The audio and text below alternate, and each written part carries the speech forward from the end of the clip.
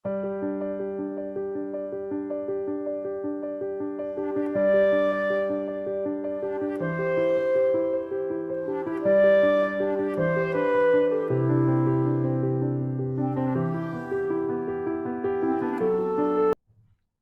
hati seperti Yesus, hati yang taat sampai mati.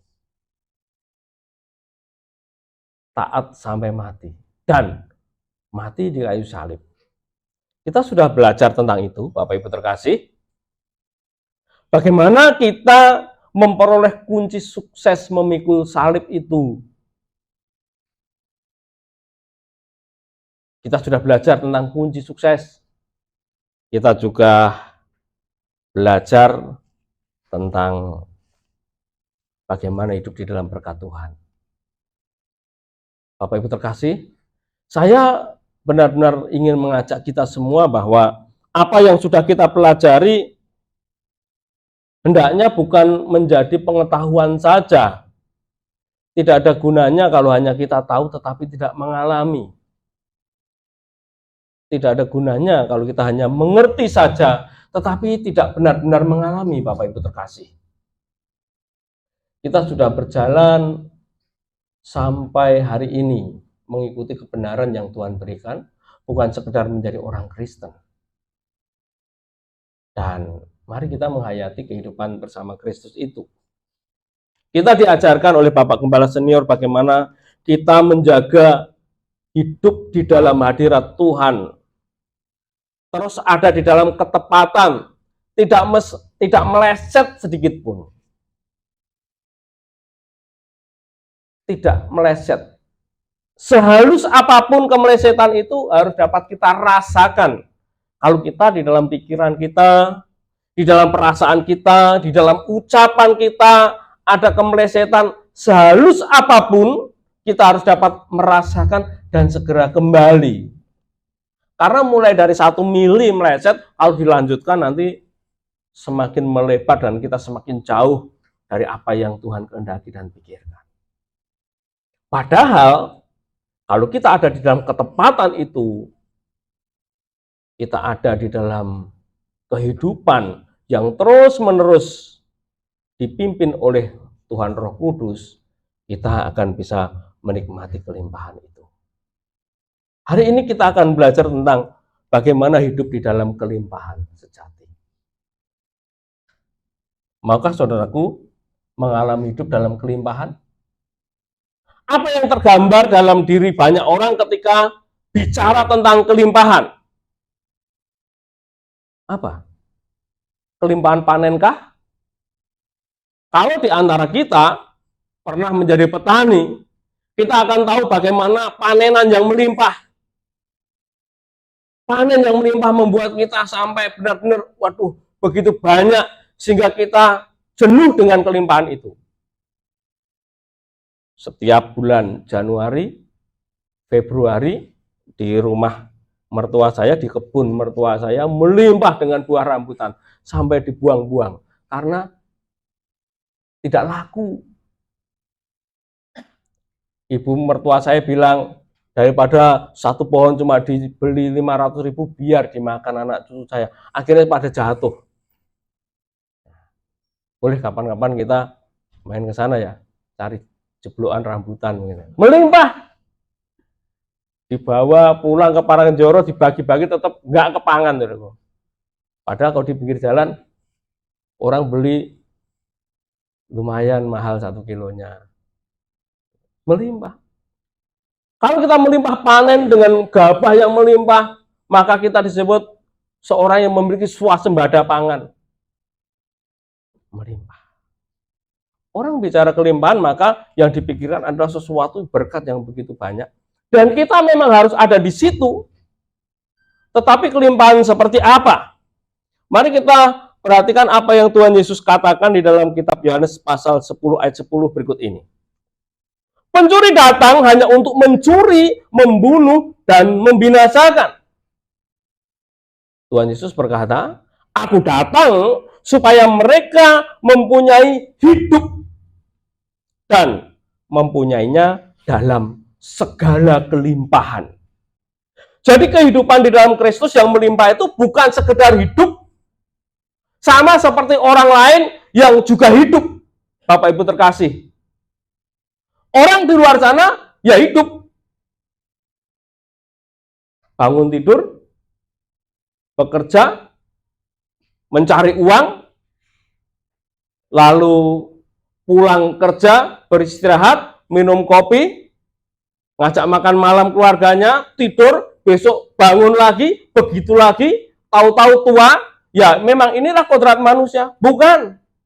Ada sesuatu yang berbeda, bahwa kelimpahan itu benar-benar dapat dirasakan di dalam kehidupan orang percaya. Mungkin pertama-tama agak aneh, saudaraku. Bangun tidur apa yang kita lakukan? Saya kadang juga berpikir sama istri saya, kita tuh aneh ya, bangun tidur sikat gigi langsung nyanyi. Haleluya. Pokoknya sudah kayak ada alarmnya. 4:30 atau jam 5 kurang 5 menit tiba-tiba bangun, duduk, nyanyi.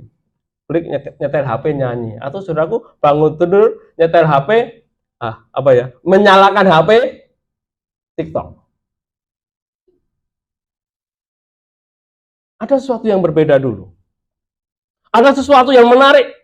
Aku datang supaya mereka mempunyai hidup. Karena memang kehidupan manusia itu sebenarnya sudah dicuri oleh iblis. Ketika manusia jatuh ke dalam dosa, manusia tidak punya harapan tentang kehidupan. Jikalau kamu makan buah pohon yang kularang untuk kamu makan, maka kamu akan mati. Selama kita berjalan di dalam pengetahuan kita, hanya berjalan menjalani kehidupan berdasarkan buah pikiran kita, sehebat apapun kepandaian saudaraku, sebijaksana pun apapun saudaraku dapat menjalani kehidupan ini, saudaraku tidak ada harapan. Tetap pada akhirnya ya sama saja. Alkitab mengatakan orang pandai mati, orang bodoh juga mati. Orang kaya mati, orang miskin juga mati. Makan sate tiap hari mati, makan sego pecel tiap hari juga mati. Apa bedanya? Semua mati. Akhirnya innalillahi. Apa bedanya? Tetapi Kristus datang untuk mengembalikan kita kepada rancangan semula Allah, Bapak Ibu. Supaya kita memiliki pikiran dan perasaan Allah, menyerap dari buah pohon kehidupan, dan kita memiliki kehidupan, bukan kematian, sehingga kita dapat benar-benar menghayati apa yang Kristus katakan. Dan Yesus berkata dengan jelas, akulah kebangkitan dan hidup, barang siapa percaya kepadaku, ia akan hidup walaupun telah mati. Jadi sebuah harapan hidup yang tidak pernah berakhir, walaupun pada kenyataannya secara daging, kita akan mengalami kematian tubuh. Jadi kehidupan yang sangat panjang, bukan hanya sebatas 70-80 tahun seperti orang-orang di luar sana. Kehidupan yang sangat panjang. Dan bukan hanya hidup yang panjang, tapi berbuahkan keputusasaan, tetapi ada di dalam kelimpahan. Ini yang akan kita pelajari. Buat apa hidup 120 tahun, pada akhirnya juga kita kesepian? Teman-temannya mati semua, sakit, encok, pegelinu, itu, letih lesu, berbeban berat, jalan gemetar, ngogel, saudaraku. Kalau perlu ngompol pakai pampers. Buat apa? Apakah itu kehidupan yang berusia panjang? Hidup yang sangat panjang. Kelimpahan apa yang kita dapat dari salib? Kunci sukses orang percaya adalah salib. Tadi kita menyanyi, beriku hati seperti Yesus. Hati yang mengasihi Bapa di surga, yang membawa kita kepada ketaatan. Dan ketaatan itu membawa kita untuk dapat mematikan kedagingan kita dengan kita menyalibkan ego kita sendiri. Maka beberapa waktu yang lalu kita sudah mempelajari. Kalau saudaraku diberi berkat materi, mampukah saudara menyalipkan ego dan kekayaan saudara? Begitu. Kalau saudaraku sudah diberkati secara materi, mampukah menyalipkan ego dan kekayaan? Ya, semakin kita diberkati secara materi, saudaraku, kita harus semakin kuat untuk menyalipkan kedagingan kita. Ketika kita meninggalkan kasih alamiah dan masuk dalam dimensi kasih ilahi, Bapak Ibu, salib membunuh kedagingan kita dan kebangkitan Kristus mengembalikan kita kepada rancangan Allah semula. Beriku hati seperti Yesus, mengasihi, menghormati Bapa di surga. Beriku hati seperti Yesus, taat sampai mati di kayu. Beberapa waktu yang lalu saya dapat kiriman, saudaraku. Kiriman kayu salib oleh-oleh dari sepupu saya yang bekerja di Kalimantan. Tak kayak ini salib, Mas. Gede, saudaraku. Rumah saya kecil, salibnya gede, lucu. Iki kayu apa? Kayu besi. Waduh, memang abot. Tak bilang Pak Heri, ini dipaku menggok loh, Pak. Abot, saudaraku. Ini lagi segini, abot, saudaraku. Jadi kalau kita mau berjuang memikul salib itu ya pasti kedagingan kita berat. Tidak mudah mengikuti jejak Kristus itu. Ketika kita meninggalkan kasih alamiah. Jadi bagian dari salib adalah ketika kita melangkah dari kasih alamiah masuk dimensi kasih ilahi. Itu benar-benar kita menyalibkan semua yang baik dalam diri kita. Semua yang baik saja kita salibkan. Gitu. Semua yang baik dalam diri kita salibkan demi kita dapat menikmati kesucian. Karena baik belum tentu suci, permasalahannya itu. Moralitas umum itu baik. Semua orang, bahkan orang tidak beragama pun bermoral, saudara. Tahu mana yang baik, mana yang jahat. Maka orang yang tidak percaya Tuhan, orang beragama seringkali ketika berdiskusi, yang penting aku itu hidup, tidak mengganggu orang, tidak merugikan orang. Kalau aku ingin diperlakukan baik, aku baik sama orang. Orang yang tidak mengenal Tuhan, belum masuk moralitas agama, juga tahu kalau ganggu istri atau suami orang itu nggak baik, itu tahu. Itu baik. Baik bagi dirinya sendiri. Moralitas agama juga baik. Taat kepada ketetapan-ketetapan karena kewajiban-kewajiban agama. Tetapi masih ingin mendapat berkat-berkatnya. Tapi kesucian, kasih ilahi itu taat kepada Bapa di surga untuk mati demi ketaatan. Dapat apa? Mengajarkan seperti ini sulit dan mengerikan bagi saya juga, Bapak Ibu terkasih. Benarkah kita bisa melakukan itu? Taat kepada Tuhan bukan karena ingin mendapat sesuatu. Ada orang berkata begini, kalau Yesus ke neraka pun, aku ikut ke neraka. Karena di mana ada Yesus ada hadiratnya, neraka jadi adem rasanya. Tapi kalau di surga ada orang yang meleset-meleset pikirannya, surga jadi seperti neraka. Di surga ada mata genit, orang pelit, apalagi mata keranjang, nyolongan. Terasa enggak di surga? Mending di neraka bersama Yesus. Kan begitu. Jadi bukan karena kita takut masuk neraka, lalu kemudian ikut Tuhan, tetapi karena pribadi Tuhan itu sendiri yang kita cari. Jadi bagi kita yang mau masuk kepada dimensi kasih ilahi, tidak lagi memperhitungkan neraka atau surga. Tapi di mana Tuhan berada, aku ingin di sana. Sekalipun aku harus meninggalkan ayah dan ibuku, sekalipun aku harus meninggalkan saudaraku laki-laki, saudaraku perempuan, sekalipun aku harus meninggalkan kenyamanan keluarga, karena Kristus maka aku akan mengikuti terus. Dan percayalah, kita tidak akan pernah kehilangan mereka. Karena kita akan semakin masuk ke dalam sebuah dimensi kesucian, dan suci itu tidak akan meninggalkan kebaikan-kebaikan. Baik kebaikan secara moral umum maupun kebaikan agama, lebih dari itu. Itu yang disebut memiliki pikiran dan perasaan Tuhan. Salib itu membunuh kedagingan kita, dan kebangkitan Kristus mengembalikan kita pada rancangan Allah semula. Kita memiliki sebuah kehidupan yang melimpah, hidup yang benar-benar hidup. Maka digambarkan dengan tubuh kemuliaan, dan suatu saat nanti kita memiliki sebuah tubuh kemuliaan, tubuh yang benar-benar mulia, sehingga tidak ada beban. Kira-kira kalau pakai tubuh kemuliaan nanti, kita makan atau tidak?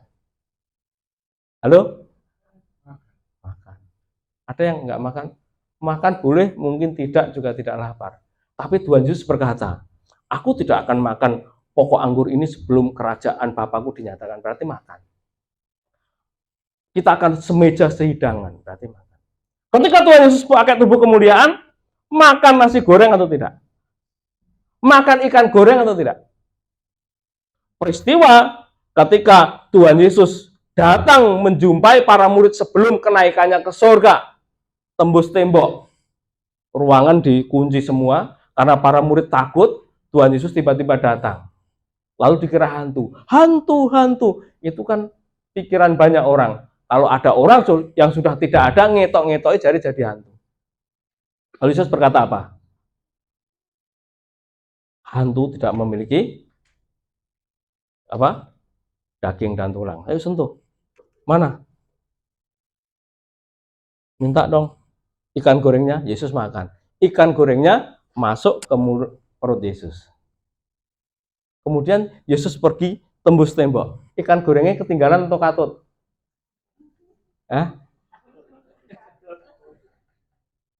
Kan Yesus tembus tembok kan gitu ya. Kemudian minta ikan goreng, membuktikan bahwa aku Yesus hidup dengan tubuh kemuliaan ini. Mana ikan gorengmu? Tak makan. Makan berarti bukan hantu. Kan hantu makannya menyan sama kembang. Ini makan ikan goreng. Faktanya kalau saudaraku bikin sesaji, sajian, baik senengannya kopi, rokoknya gaudang garam, dikasih nasi, ikan ingkung, buah-buahan, besok pagi masih utuh enggak? Masih utuh. Akhirnya yang makan saudara. Tapi ini Tuhan Yesus ngemprok saudara dimakan. Lalu kemudian Tuhan Yesus meninggalkan para murid, tembus tembok. Plus saya bertanya, ikan goreng ketinggalan atau katut gitu loh. Gitu loh. Kristus ada di dalam kemuliaan, kita masih ada di dalam daging. Kalau kita tinggal di dalam Yesus, kita tetap akan mengikuti.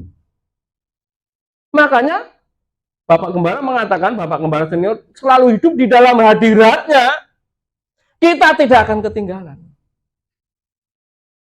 Nanti jadi jangan khawatir. Kalau saudaraku mati, istirahat nggak makan beberapa tahun. Nek sudah bangkit pakai tubuh kemuliaan, makan, tenang aja. Iya, tapi orang nongkrong yang pinggir kaki 5 lagi mungkin kita. Mari kita lihat Ibrani pasal 8 ayat 10 sampai 11.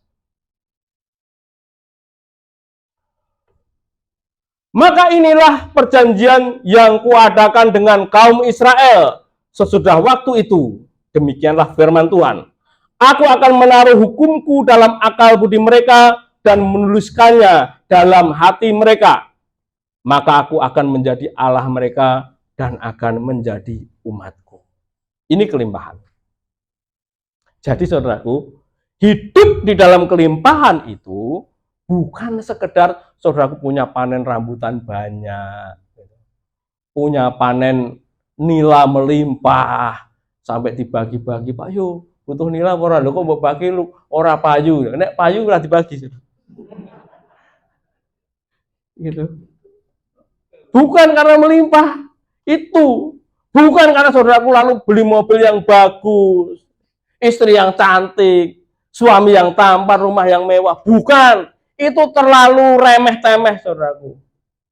Enggak punya itu juga enggak menjadi masalah. Enggak punya enggak masalah. Kristus tidak punya istri cantik juga enggak masalah. Iya toh? Oh, Mas Daniel manduk-manduk.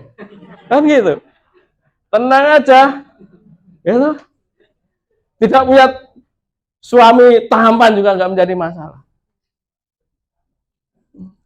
Dikatakan di sini, inilah perjanjian yang kuadakan dengan kaum Israel, dengan umat pilihan Tuhan. Sesudah waktu itu, demikianlah firman Tuhan, aku akan menaruh hukumku dalam akal budi mereka. Jadi ketetapan Allah itu ada di dalam akal budi kita.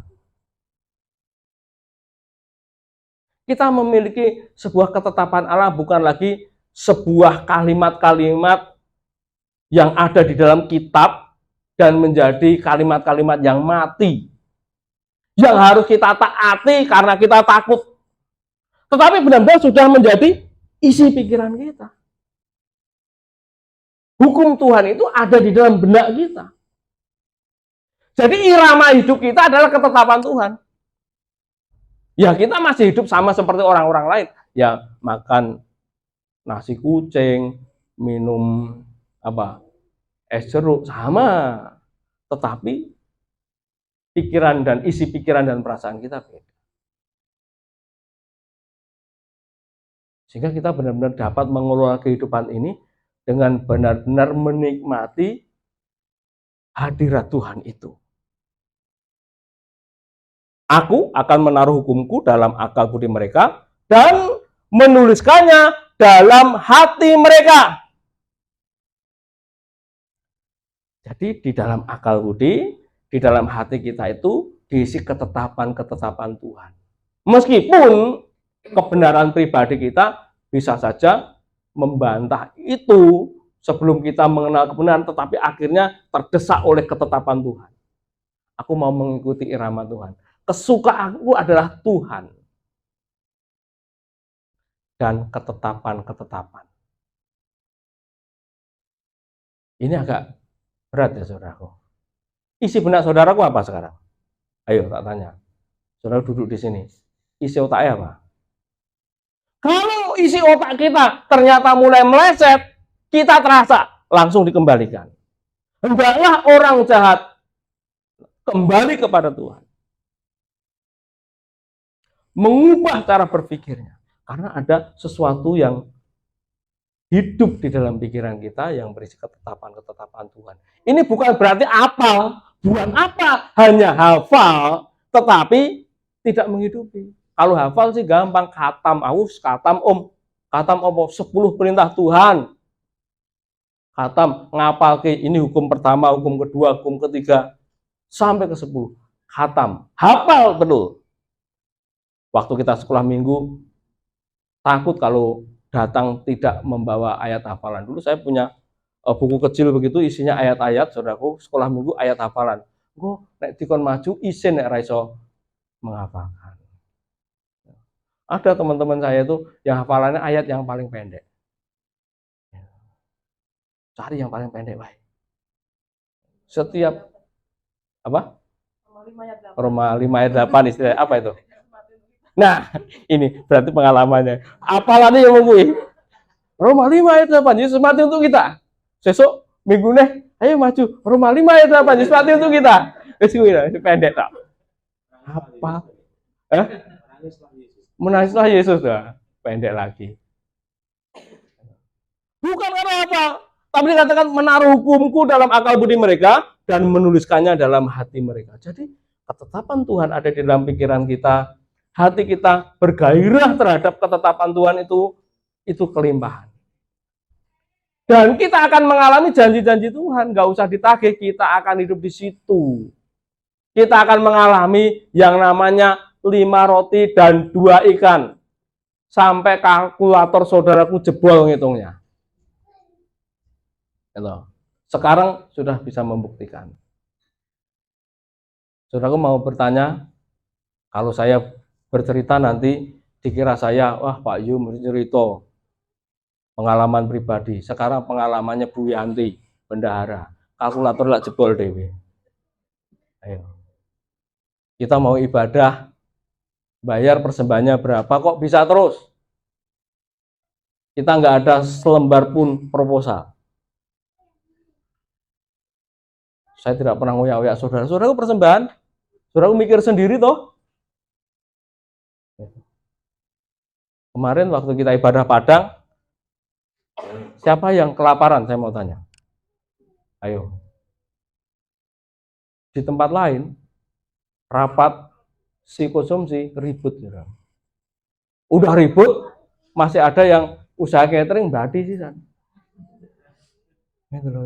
Di tempat kita, sudah 5 roti dan 2 ikan. Tapi Tuhan cukupkan. Orang bisa ngomong, gerejamu boros banget tuh. Duitnya agak yuk. Orang. Lah kok iso? Bapak di surga punya uang. Tuhan mencukupkan. Tuhan mencukupkan, saudaraku. Ya. Dulu kan takut ya kita. Piye pelatihan yang di gitu. Saya tuh juga senang loh. Kalau di studio saya lihat, bayari rebutan. Iren, aku yang bayar. Saya bilang, haleluya.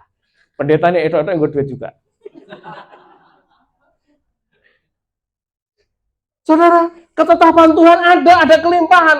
Nggak usah dipikir. Tapi bukan sesuatu yang gila lalu kita ngawur.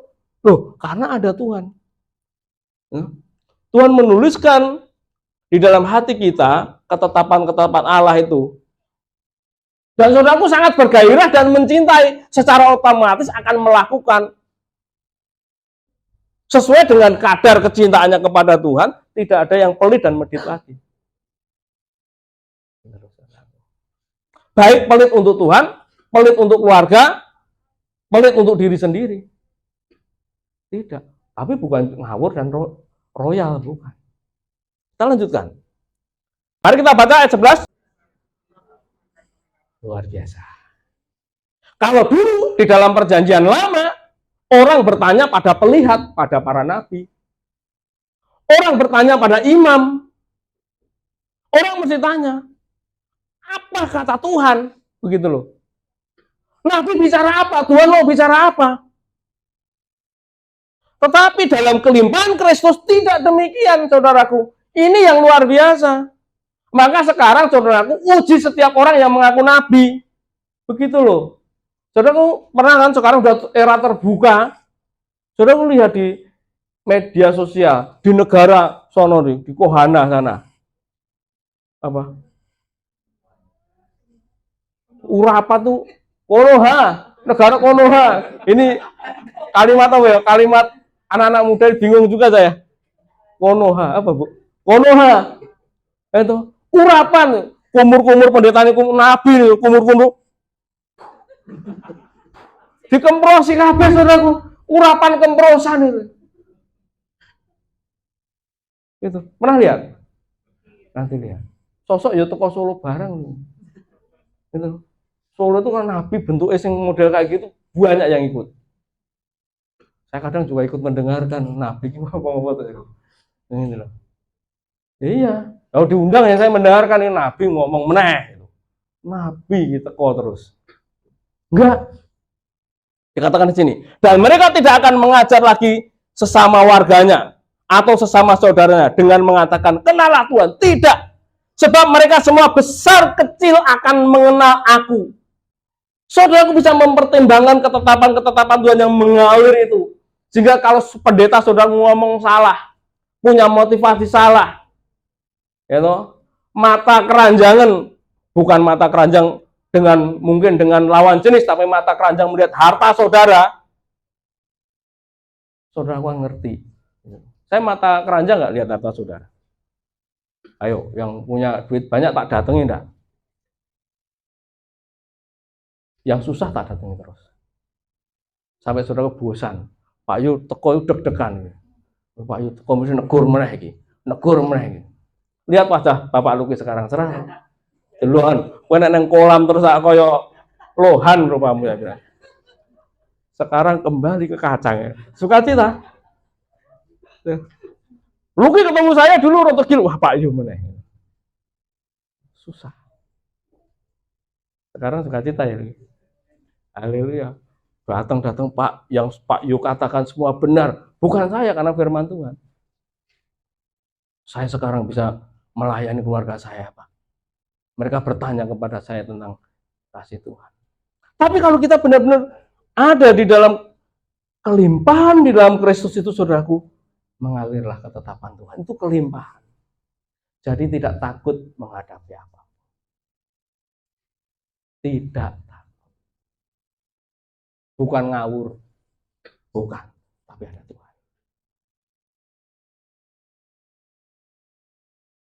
Ini di dalam firman Allah yang hidup. Saya akan bacakan. Saudaraku simak.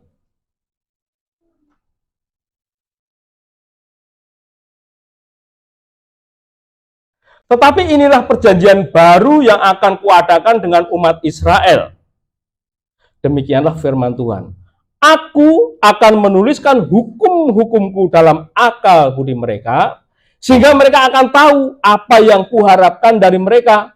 Hukum-hukum itu akan tercantum dalam hati mereka, sehingga mereka ingin mematuhinya. Aku akan menjadi Allah mereka, dan mereka akan menjadi umatku. Ini namanya memiliki hidup. Sama seperti Adam dulu sebelum jatuh dalam dosa, termeterai di dalam pikirannya satu firman yang mengatakan bahwa Adam harus makan buah pohon hayat, pohon kehidupan. Makan dari apa yang Allah Bapa pikirkan dan rasakan. Tidak seorang pun perlu berkata kepada teman atau tetangga atau saudaranya, hendaknya engkau juga mengenal Tuhan, sebab setiap orang besar kecil akan mengenal aku. Besar kecil mengenal Tuhan. Limpah. Kelimpahan. Supaya mereka mempunyai hidup, dan hidup dalam kelimpahan itu ini. Besar kecil memiliki pengenalan akan Tuhan, limpah dengan perasaan dan pikiran Tuhan, hidup dalam hadirat Tuhan. Lalu dengan sukacita akan mengatakan, selalu di hadirat-Mu, menghayati kekudusan-Mu. Jadi selalu, bahkan anak-anak pun mengalami. Nah, sudah melimpah belum hidup saudara? Sekalipun kita masih punya kesulitan yang sama dengan orang lain, ya kesulitan secara umum, yang lain mengalami kenaikan harga BBM, kita juga mengalami. Yang lain mengalami gas melon langka, rono rene nggo tabung gas, orang Kristen juga sama, tetapi beda rasa, beda ketenangan. Yang lain ribut demo pemerintah, kita tenang saja, aku punya Tuhan. Yang lain ribut rebutan BLT, kita mengatakan saya tidak perlu itu. Loh kok sombong amat? Enggak sombong, saya sudah melimpah, ada pemeliharaan Tuhan. Begitu saudara. Meskipun harga nila lebih mahal dari harga kacang, tetap kacang lebih melimpah. Barokah. Pesan kacang, cari Pak Luki. Kelimpahan bukan karena hal-hal yang sifatnya lahir ya. Tidak seorang pun perlu berkata kepada teman atau tetangganya atau saudaranya, hendaklah engkau juga mengenal Tuhan, sebab setiap orang besar kecil akan mengenal aku. 1 Yohanes 2 ayat 27. Nanti yang warna merah kita baca bersama-sama. Sebab di dalam diri kamu ada pengurapan yang telah kamu terima daripadanya. 2, 3.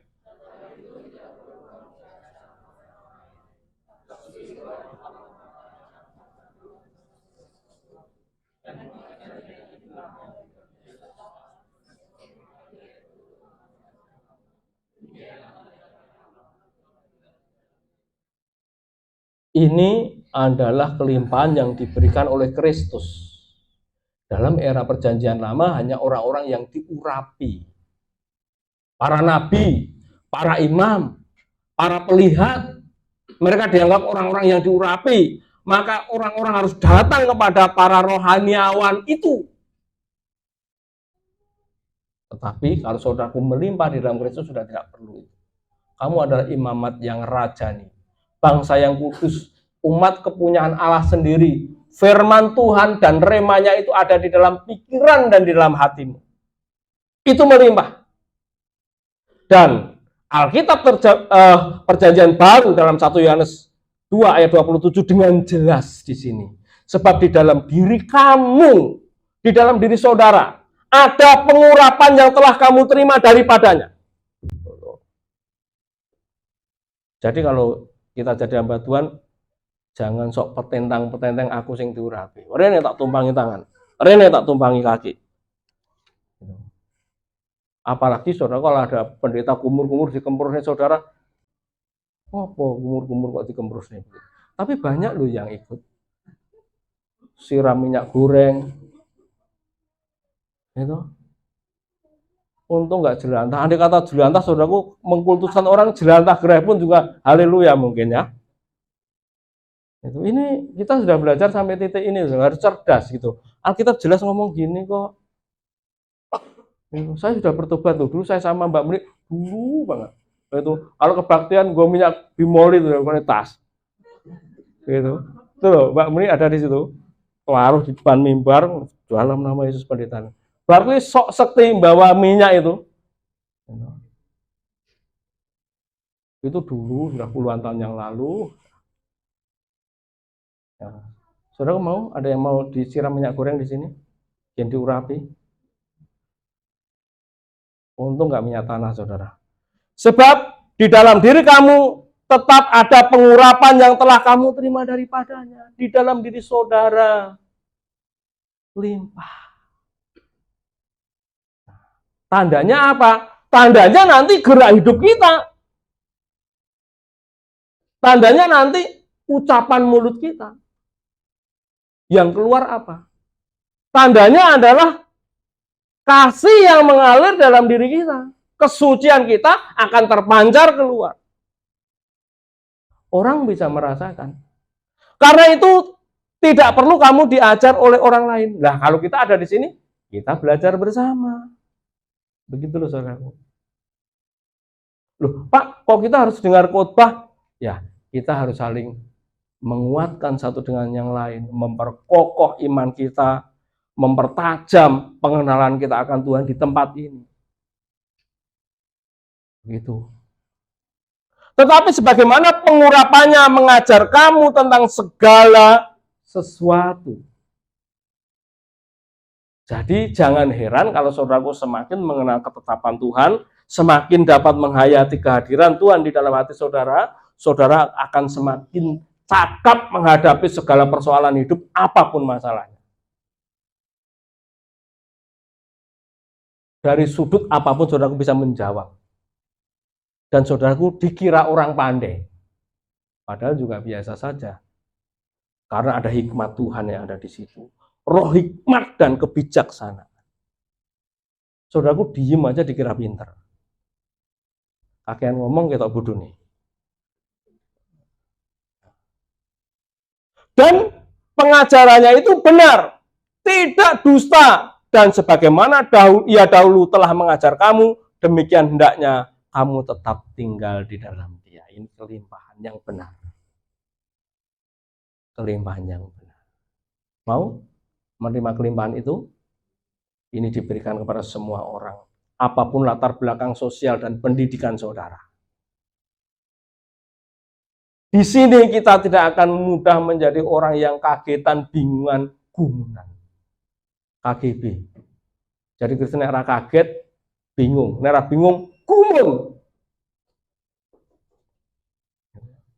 Saking bingungnya akhirnya meninggalkan Tuhan. Nah, ini kelimpahan Bapak Ibu terkasih. Hidup dalam kelimpahan adalah ketika kita benar-benar mengalami kehadiran Kristus itu. Dalam terjemahan lain dikatakan begini. Tetapi saudara telah menerima Roh Kudus. 1 Yohanes 2 ayat 27 ya. 1 Yohanes 2 ayat 27. Tetapi saudara telah menerima Roh Kudus. Tetapi saudara telah menerima Roh Kudus dan ia hidup di dalam saudara. Di dalam hati saudara, sehingga mengenai kebenaran, saudara tidak perlu lagi diajar oleh orang lain. Ia mengajarkan segala sesuatu kepada saudara dan ia adalah kebenaran. Ia bukan pendusta. Oleh karena itu, seperti telah dikatakannya, saudara harus tetap hidup di dalam Kristus. Bapak Ibu terkasih, maukah saudaraku hidup di dalam kelimpahan itu? Amin. Sudahkah saudaraku mengalaminya? Halo? Sudahkah saudaraku mengalaminya? Sudahkah saudaraku mengalaminya? Amin. Masih banyak yang ragu-ragu, maka ayo melangkah. Biarlah ketetapan Tuhan itu tinggal di dalam pikiran kita. Perasaan kita itu kembali dipenuhi oleh apa yang Yesus pikirkan dan rasakan. Berpindah dari kodrat dosa kepada kodrat ilahi. Meninggalkan kasih yang sifatnya alamiah kepada kasih yang bersifat ilahi, yaitu kesucian. Lalu kita sudah tidak lagi sekarang itu canggung bicara tentang kesucian. Dulu kan canggung. Ngomong kesucian, malu. Sekarang mari kita biasakan. Di dalam hadirat Tuhan itu ada kesucian. Dan kalau saudaraku hidup dalam kesucian, jangan takut apapun. Mati pun tidak takut. Amin. Bagiku hidup adalah Kristus. Mati keuntungan itu artinya kesucian. Kalau saudaraku suci, mati masuk surga. Saya bilang sama Mbak Kakung kemarin, kita harus menjaga ketepatan itu, Pak. Kita harus menjaga hidup di dalam hadirat Tuhan. Kita ada dalam ketepatan, sehingga dalam perjalanan waktu hidup kita, kalau kita sewaktu-waktu dipanggil Tuhan, kita sudah habis napas terakhir, sudah pada titik yang benar, masuk. Kalau masih meleset pasti bingung. Tuhan mengatakan, aku pergi ke sana, kamu tahu jalannya. Kita sudah jalannya jelas. Bisakah itu dibuktikan? Bisa. Siapa yang membuktikan? Diri kita. Rasanya nurani kita bisa merasakan. Nurani kita bisa merasakan, aku meleset atau benar? Aku itu dosa atau tidak? Nurani kita bisa mengerti, aku ini merasakan dan memikirkan apa yang Tuhan rasakan dan pikiran itu tidak. Ukurannya apa? Cocok dengan firman Tuhan atau tidak? Kalau nggak cocok berarti yang meleset. Gitu. Dan kita jaga itu terus. Dan percayalah, saudaraku akan benar-benar menikmati kelimpahan. Melimpah-limpah. Aku datang supaya mereka mempunyai hidup dan hidup dalam segala kelimpahan. Dan kelimpahan itu adalah ketika saudaraku tidak perlu lagi bertanya kepada orang, tetapi saudaraku tahu, ini suara Tuhan. Pasti ini Tuhan bicara. Karena tidak bertentangan dengan ketetapan-ketetapan logos yang terus dalam Alkitab. Aku mau mengikutinya. Jadi kalau saudaraku ada orang yang mengatakan, aku nabi, takok karo aku, tak omongin saudaraku mikir-mikir, ya aku tak tahu kok, nek ora cocok karo firman Tuhan aku ora percaya. Bisa enggak? Sekarang macam-macam saja gereja. Ada pengurapan emas, ya. Kemarin saya lihat di medsos. Ini saudaraku, ada taburan emas itu, buktinya kepiur gitu. Lihat emas itu loh. Terus dia didol payu. Terus datang sana bawa panci, pengurapan emas. Ya. Sesuk ning toko Semar gitu ya.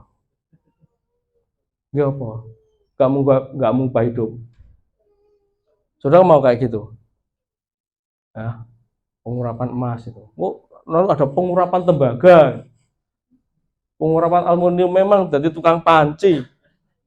Ya, saudara. Nah, mari kita benar-benar menjadi orang yang benar-benar melimpah, cerdas gitu. Tapi yang gitu kok banyak orang yang ikut, Pak. Use pen.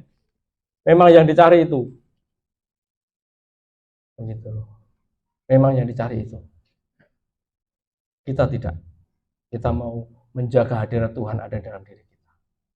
Sulit, Pak. Ya. Kita harus salibkan. Segala yang baik dalam diri kita harus kita salibkan. Demi kesucian. Kita naik kepada kasih ilahi, kasih yang suci seperti Kristus. Mungkin ini jarang disampaikan, tapi kita sudah ada di titik ini. Kunci suksesnya pikul salib. Nah, gitu. Kunci suksesnya pikul salib. Lalu minggu yang lalu apa? Judul khotbahnya. Wis lali? Apa? Kunci suksesnya pikul salib. Lalu masuk dalam keberuntungan ilahi. Apa ora penak to saudara di sini? Judul khotbah kunci sukses. Keberuntungan abadi, hidup dalam kelimpahan. Seneng ora? Tetapi kok tetap orang di mobil anyar, Pak. Bukan itu kelimpahannya. Kunci sukses pikul salib. Itu keberuntungan abadi. Hari ini kita ada di dalam kelimpahan sejati. Udah luar biasa, saudara. Saudara baru bisa mengatakan hidupku luar biasa. Limpah sejati. Kristus ada di dalam diri. Lalu saudaraku tadi bisa menari dengan tenang. Kiri kananku ada Tuhan. Di sekelilingku ada Tuhan. Dalam hidupku ada Tuhan. Yesus selalu bersamaku. Enak lah. Itu limpah. Kira-kira kalau Yesus di kiri kanan ada Yesus, itu tampak gitu, saudaraku senang atau takut? Halo, senang atau takut? Tenane. Ya, tenane harus ngomong apa-apa gak enak ya. Ngomong, saudaraku masih kiri kananku ada Tuhan. Sewani bully Pak Heri. Ayo. Rawani Pak ya. Itu saudaraku. Walaupun Pak Heri tetap sukacita ya Pak Heri. Ini keluarga saya Pak, tenang aja. Kelimpahan dalam Kristus. Amin. Mari kita nikmati itu. Puji Tuhan. Tuhan Yesus berkati. Damn.